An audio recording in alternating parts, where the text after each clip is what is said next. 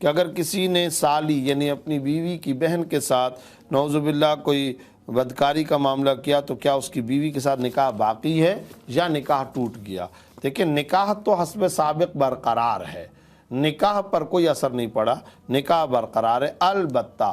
جب تک سالی کو ایک مینسس یعنی ایک پیریڈ نہ آ جائے اس وقت تک اپنی بیوی سے ازدواجی تعلق قائم کرنا جائز نہیں ہے۔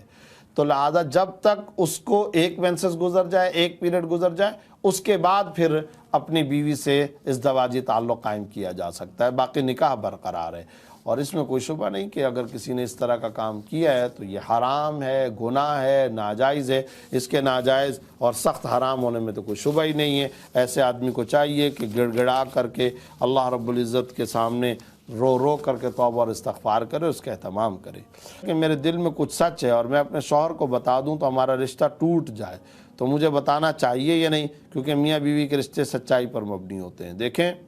پہلی بات تو یہ کہ ایسا کوئی کام کرنا ہی نہیں چاہیے کہ جس کام کے افشا ہونے اور جس کام کے ظاہر ہونے پر رشتے ٹوٹنے کا خطرہ ہو، تو ایسا کوئی کام کرنا ہی نہیں چاہیے۔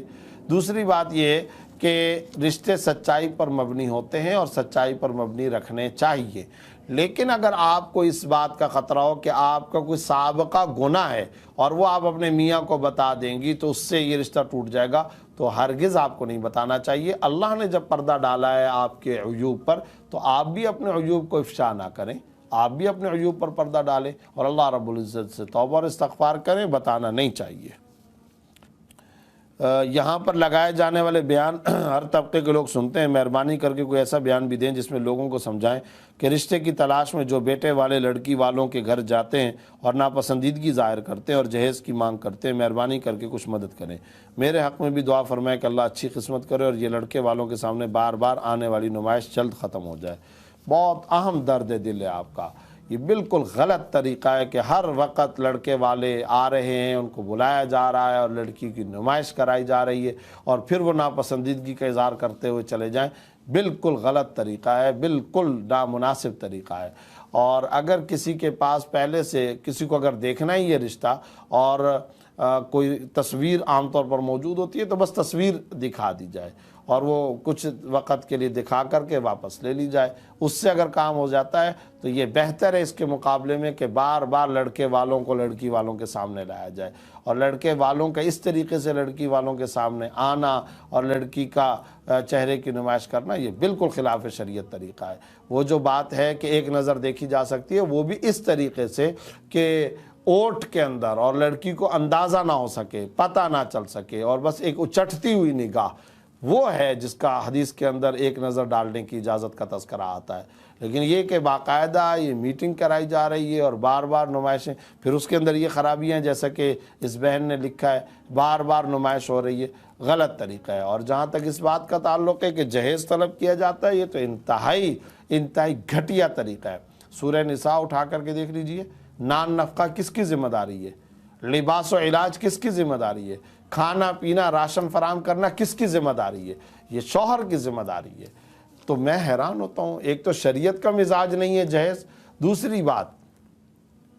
وہ کیسا مرد ہے اور اس کی مردانگی، غیرت اور حمیت کیسے گوارا کر لیتی ہے کہ وہ عورت جس کو بیاہ کر کے لا رہا ہے اس عورت سے وہ پلیٹوں، برتنوں، کراکری کے ساز و سامان، بستروں اور وہ بیڈ اور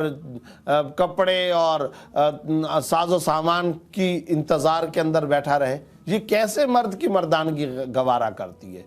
تو بالکل غلط طریقہ ہے۔ اس جہیز کی لعنت کو اور اس فرسودہ ہندوانہ تصور کو ہمارے معاشرے سے جڑ سے اکھاڑ کر کے پھینکنا چاہیے، اور یہ بالکل غلط طریقہ ہے۔ ہاں یہ ضرور ہے کہ ایک والد، اللہ نے اس کو استطاعت دی ہے، وہ اپنے طور پر بغیر کسی قرضے کے، بغیر کسی مشقت و تکلیف کے وہ اپنی بیٹی کو کوئی تحفہ دینا چاہتا ہے، کوئی گفٹ دینا چاہتا ہے، وہ ایک الگ بات ہے۔ لیکن یہ کنٹینروں کے کنٹینر، اور جب تک جہیز تیار نہ ہو، شادی کے لیے لڑکوں کا مطالبہ کرنا کہ اتنا جہیز دیا جائے اور اشیاء کی لسٹیں فراہم کی جا رہی ہیں اور اس کا تبادلہ کیا جا رہا ہے اور بار بار لڑکی والوں کو زچ کیا جا رہا ہے، یہ بالکل خلاف اسلام طریقہ ہے۔ ایک تو شریعت کے مزاج کے خلاف ہے، اسلام کے مزاج کے خلاف ہے، دوسرا خود مرد کی، اگر وہ حقیقی مرد ہے اسے مرد بننا چاہیے، اور مرد کی خود مردانگی غیرت کے بھی خلاف ہے، شرم و حیا اور حمیت دینی کے بھی خلاف ہے، اس لیے اس سے احتراز کرنا ضروری ہے۔